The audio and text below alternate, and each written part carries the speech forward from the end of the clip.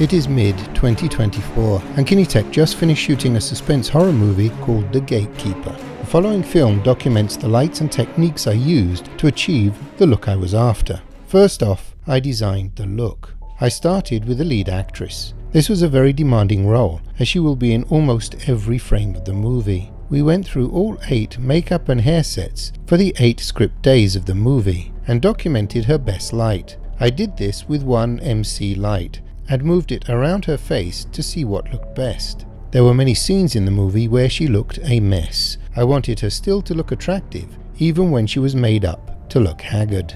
With this info, I decided to go with a rather unusual horror lighting treatment. I suggested a bright but high contrast look to Dean, my co-director, and he agreed. I wanted shadows in the frame, but characters should still look clear and well lit. The horror will come from the angle of the light rather than the lack of it. The light arsenal I chose to use for this look was based around the Amaron 200 with a spot lens modifier. This acted as my backlight separator throughout the shoot. If you are familiar with my workshop films and my style, you may know my favorite light for separation is usually the Kinetech Bud light. This has been my light of choice for separation for over 20 years. After using the Amaron 200 with the spot modifier for the duration of this movie, I will probably keep using this light and retire my Bud lights. There are several very important reasons for this that I will return to later in the film. I'm using the Amaron 200 together with the Kinelux. The Kinelux is a very small 50-watt halogen light head with a sharp optical lens.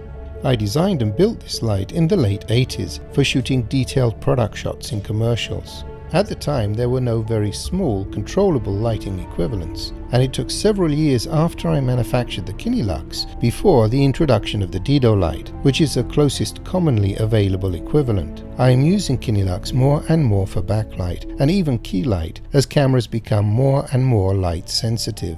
I used a combination of these two lights for separation in both day and night scenes.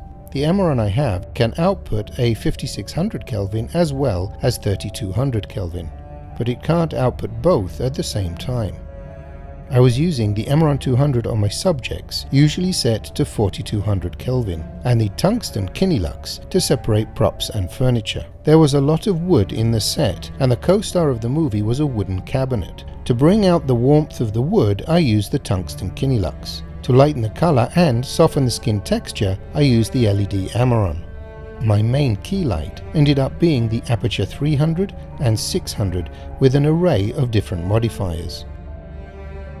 I originally ordered 2 ARRI 1K and 2 2K Fresnels from the ARRI T range, but I found I never used them for the first 3 days shoot, so eventually I deleted them from my order list. For the rest of the shoot, I solely relied on the 300 and 600 aperture lights. I just found the LED lights more practical and easier to modify. Again, I explain this in more depth at the end of this film. I would use the aperture spot modifier regularly on the 300 for several lighting effects, like gobos and iris effects. The tiny aperture MC light, scattered around the set on tables or just lying on the floor, became my fill lights for most of the shots. In my original plots, I drafted bleach canvas, 4x4s on the floor with aperture 300s bouncing off of them, but as the days went on, I found the tiny MCs more practical and controllable. A 4-foot and 2-foot aperture infinity bar became my go-to for soft lighting objects, props, and uplighting when I needed a bit more lumens than the MCs could output.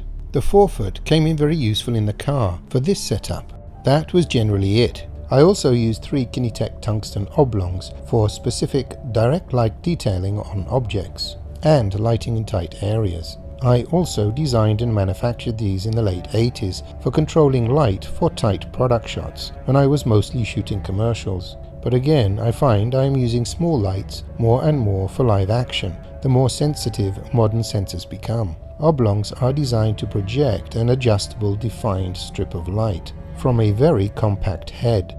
As of yet, I know of no other tungsten or LED equivalent. Let's hope a manufacturer somewhere sees the need for a small ultra-compact unit like this and is working on something to fill that gap.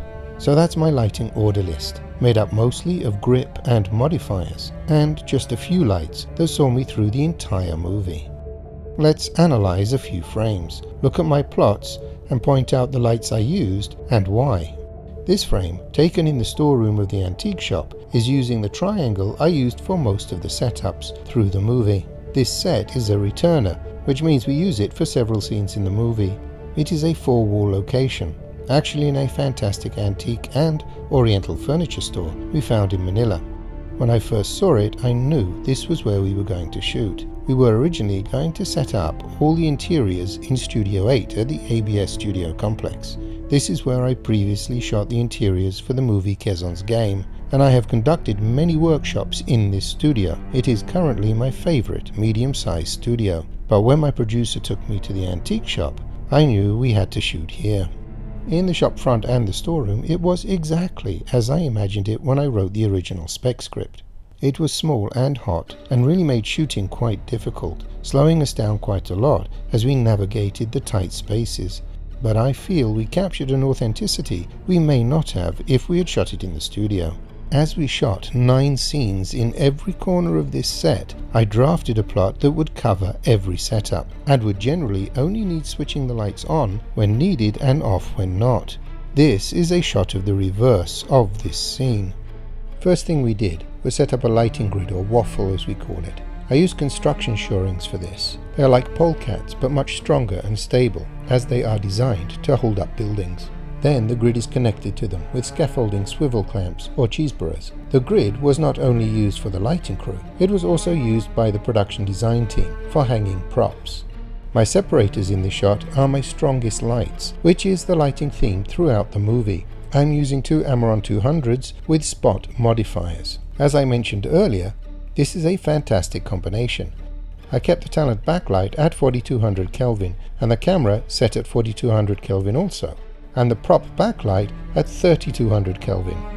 I have one MC light resting on the computer to look like it is the light coming from the screen, and one MC stuck to the back of the table with gaffer's tape for this subject's uplight. To bring out the detail of the scrap wood, I hung a tungsten par 38 to the inside of the open cabinet with ND9 to cut it down 3 stops, and rested an MC on the floor in front of it for an uplight. That was going to be it, but on the day I felt I wanted to see the texture of the wood behind them, so dropped another MC on the floor to light up the detail in this wood.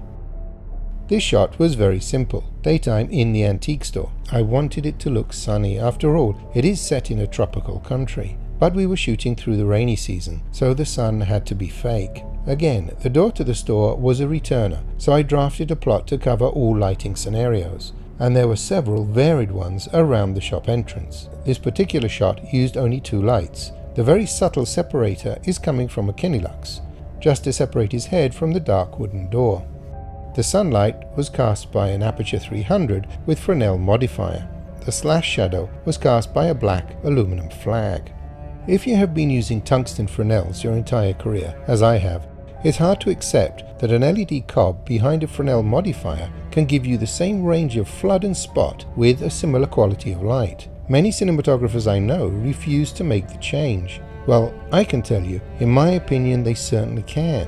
Then add the advantage of being able to swap the modifiers so the same light can be used open-faced or softbox or spotlight, and it really makes for a better light head.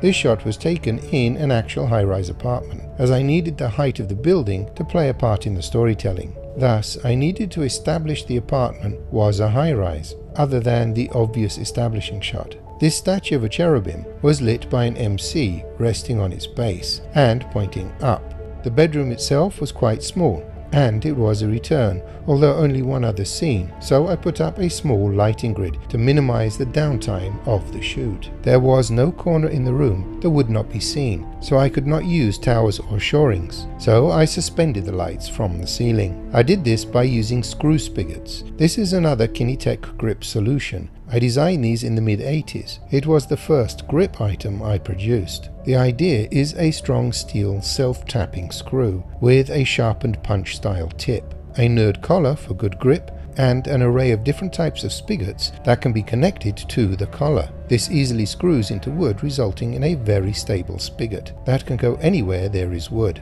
To this day I have not seen this grip widget manufactured by anyone, which is a shame because it has been one of the most useful grip tools I have in my grip kit. If you are interested, Kinetech only produces prototypes. We don't manufacture for sale. To suspend the grid in this room, we first drilled a shallow hole into the concrete ceiling, then hammered in a raw plug or tox, then screwed in the screw spigot to the tox and attached a Manfrotto super clamp to the spigot. I only needed 2 rails for this setup, to cast the backlight separators for both side and front angles, for both day and night scenes. I set up the Amaron 200 and Kinelux side by side. I used the Kinelux for the night scene and the Amaron for the day scene. Both these were shot at night, so to give the illusion of day, I hung a cloth silver reflector over the window and bounced an Aperture 300 with spot modifier onto the reflector. The reason I used the spot was so I could use the blades to create a defined square on the reflector, so there was no spill onto the set other than the reflector. I think it worked very well.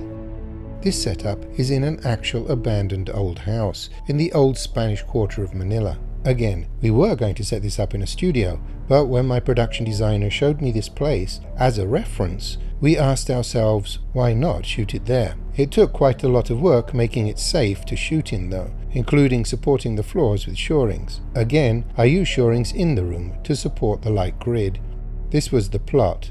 This was also a return location, with several scenes both day and night. As the actors were not scheduled day for day and night for night, I had the place set up so we could shoot day for night and night for day simply by turning the lights on and off. The light on the floor, looking as if it is coming from the shattered window, is cast by a 300 with spot modifier and a window blind gobo.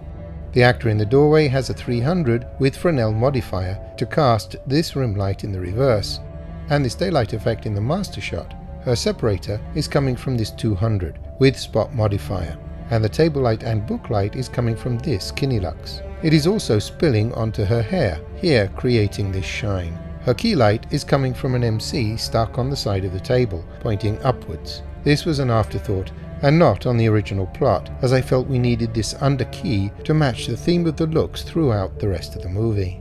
This shot of the reverse of the storeroom uses the same techniques as the previous frames in this location, and if you want to study it, pause the film now and check out the plot. Yes, exactly like this actually.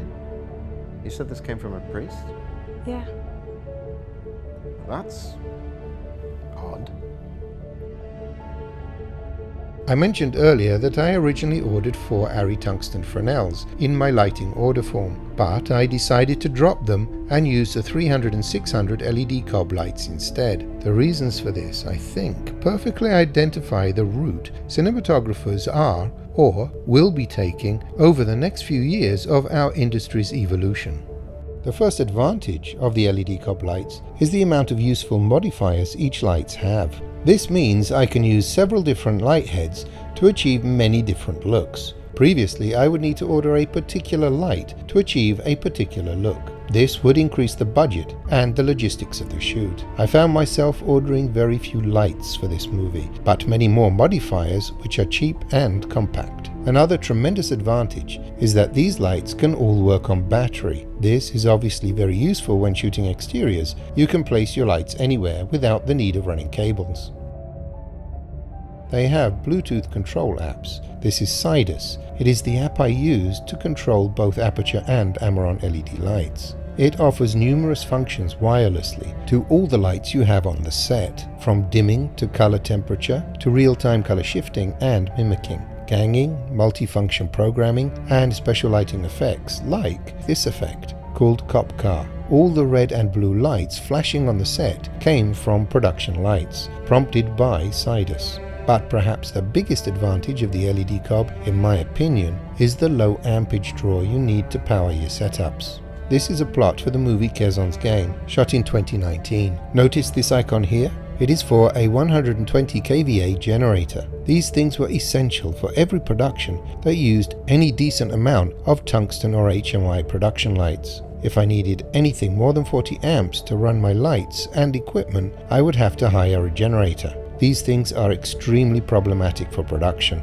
This generator icon did not appear on any of my plots for the Gatekeeper. In fact, this is the second movie I have shot that has not had a single day shoot with a generator. And that, in itself, in my opinion, is worth making the change to full LED shoots.